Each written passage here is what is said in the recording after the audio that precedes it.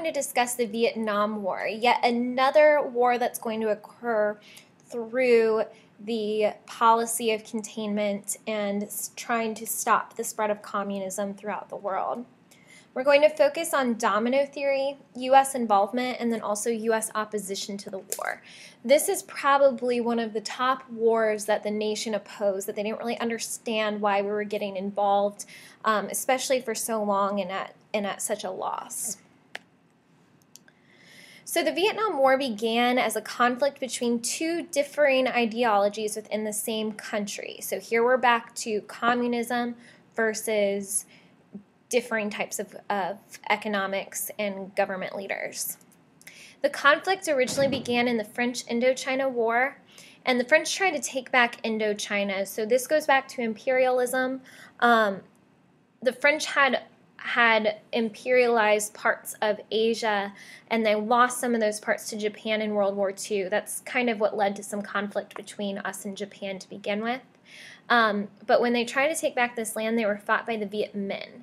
And the Viet Minh is a revolutionary and nationalist communist group led by the leader Ho Chi Minh. So they tried to take back this land near Vietnam and were combated by the Viet Minh. Truman sends aid to the Vietnamese and French armies because they wanted to combat this communist regime. So by aid, that means money, supplies, in some cases troops, but we're not actually entering into the war. But through his containment policy, he's doing what he can to try to stop the spread of communism through the Viet Minh taking over. He wants to support the French because he thinks that would limit the spread of communism within Asia. So the U.S. did not become involved with the French Indochina War, but they did invest in helping to fight the communist regime. So they sent money there. They paid for much of the cost of the war. So as with World War I, we're looking at a situation where the United States first put money into something. They believed that that would be enough, but then they're invested in it. Then something that matters a lot to the United States is there, and if they're at a risk of losing that money for good, then they might get involved. So this is kind of predicting what's going to come. The French Indochina War went on for 8 years. Eventually, the French were defeated by the communist Viet Minh group who took over the country of Vietnam. So we have the spread of communism occurring as a result of the French Indochina War. So you can guess how the United States felt about that. This brings us to domino theory, and some of you have brought it up in class before. This is Eisenhower's theory that a communist victory in Vietnam could cause the spread of communism throughout Asia. So if you look at this little political cartoon, if we have first domino of Vietnam to fall, then the countries that are closest to it would eventually fall to communism as well, spreading throughout Asia. So this is directly in conflict with containment. So we're going to get involved to try to support the non-communist side of Vietnam in South Vietnam. So this is our basis behind why we got involved in fighting this war. So the U.S. supported South Vietnam, which were the non-communist group. Easy to remember because South Korea, non-communist, South Vietnam, non-communist, for the most part. The North was known as the Viet Cong, and they were under a strong communist military control. So whenever you hear Viet Cong, that's mainly supported in the North. Viet Cong is communist. So these are the two sides. This was a long war. It involved 4 presidents. Each contributed to our involvement. So we're going to quickly go through those presidents and how they were involved in the war. Eisenhower was the first one to really be directly involved in the Vietnam War. Truman was French Indochina War. So Eisenhower sent military advisors and economic aid. So no direct military involvement as far as fighting is concerned. So just trying to help out in a support role rather than actually sending men there. He also helped to put Ngo Dinh Diem into power in Saigon, but he is later assassinated by a military coup. So he did try to put a non-communist leader that he felt would be strong in that area, but didn't work out. President Kennedy came next. He agreed with domino theory and actually just kind of built upon what Eisenhower already had. He increased the number of military advisors in Vietnam. Kennedy was mostly concerned with what was going on with inside the country at that point in time, especially with the Cuban Missile Crisis and the Bay of Pigs going on in Cuba. Lyndon B. Johnson will be the first president to send troops to Vietnam. Johnson's the one who's going to take over after Kennedy's assassination. So he'll take over, send 15,000 U.S. troops to Vietnam. 2 years later, that number already increased to 23,000. So most of the fighting is going to go on during Johnson's presidency. He's going to make most of the decisions with the war, and a lot of people are going to disagree with some of those. Richard Nixon's going to be the one who gets credit for ending the war and creating a ceasefire agreement in 1973, which ended our involvement. So he'll win his election on the basis that he's going to get us out of Vietnam.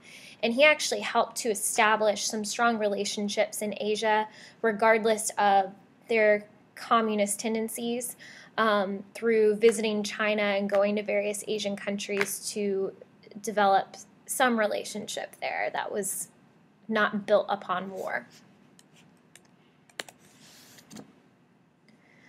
So the turning point of the Vietnam War is known as Gulf of Tonkin. The Gulf of Tonkin in August of 1964, 2 U.S. destroyers were supposedly fired upon by North Vietnamese patrol boats in the Gulf of Tonkin.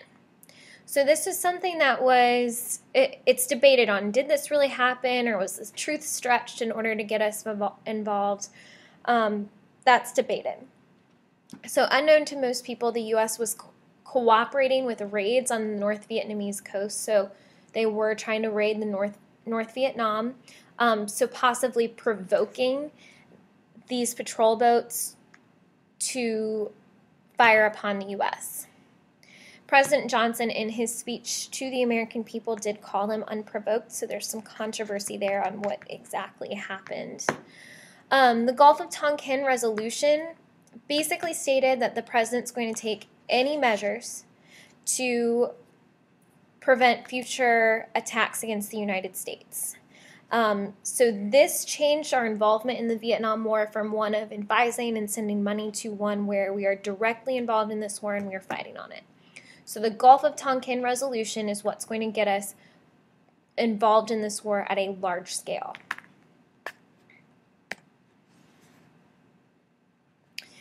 February of 1965, the U.S. bombs North Vietnam. So that's going to signify our presence due to the Gulf of Tonkin resolution. These actions of bombing North Vietnam continued until 1968. The South Viet Cong, so this was a communist group in South Vietnam, because not everybody agreed with the United States, did join forces with North Vietnam, so this made it really difficult to fight. In the Vietnam War, you didn't know who your enemy was, because there could be people that you thought were on your side that were not. So it made it very difficult and very deadly. The training had to become completely different because they were very familiar with the land and guerrilla warfare, and the United States hadn't fought a war like this at this measure. So like I said, you'd have enemies in your home territory, making it extremely difficult to differentiate between who's on your side. The Vietnam War had a huge anti-war movement. People did not understand why we were there. They didn't understand why so many lives were being lost. And it wasn't just college kids protesting. It was senators. It was adults. It was parents. So huge anti-war movement that's going to change the culture of the United States a bit in its process.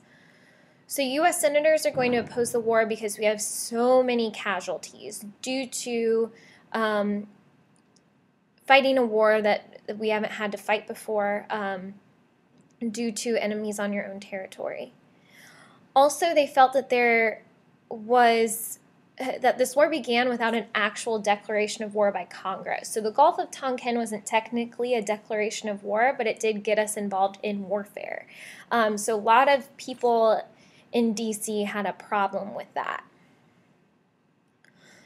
There was draft resistance. So at this time, people 18 and older were being drafted into the war, and they didn't agree with it. So people would be escaping to Canada. They were burning their draft tickets. They had peace marches, protests, peace and pop culture through music and different events. And for the first time, this war was broadcast on television. So people saw firsthand, this is what's happening over there. And it really horrified people to the point where I don't want to get involved. I don't want my son going there. So it really caused a strong stance against the war. There are a couple events that happened too that really made the American people question our motives. So one was My Lai, which was a documented event where American soldiers massacred a Vietnamese village of innocent inhabitants. So this created a feeling of skepticism where people question our country's involvement in the war. So these people over there are killing innocent people now, which happens in war. No excuse for it. But now it was being televised and brought to people at a much faster rate than having to look back at it when the war's already over. Also, the Tet Offensive scared people as to what the Vietnamese were really willing to do. It was an attack on New Year's holiday of Tet against South Vietnam and the U.S. Embassy, and it demonstrated that the Vietnamese will engage the U.S. in war at any time, at any cost, so on a holiday, at a place where there aren't soldiers. That's just where our information base is, at the embassy. So this event and My Lai intensified opposition at home, and the American people really knew that this war cannot be won without more casualties, which at this point the numbers were extremely high, and people weren't willing to risk that at a win.